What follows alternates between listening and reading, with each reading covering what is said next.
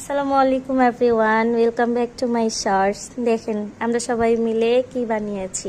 এগুলো হচ্ছে আমার শ্বশুরবাড়ির অঞ্চলের বিখ্যাত ডালের পিঠা। সবাই বলবেন মাশাল্লাহ মাশাল্লাহ। একা হাতে করিনি, আমার ভাবি ছিল, আমার খালামণি ছিল, আমি ছিলাম, আমরা তিনজন মিলে করেছি। অনেক সুন্দর হয়েছে, তাই না? আর কোনটা দেখাবো? এই যে এটা নাকি ধানের শীষ। তারপরে এটা কি ভাবি? এটা ফুল। হ্যাঁ, তারপর অ্যাকচুয়ালি এগুলো পাঠাচ্ছি হচ্ছে আমার ছোট বোনের শ্বশুর বাড়িতে। তো ছোট বোনের নাম দিয়ে একটা করছি এখানে।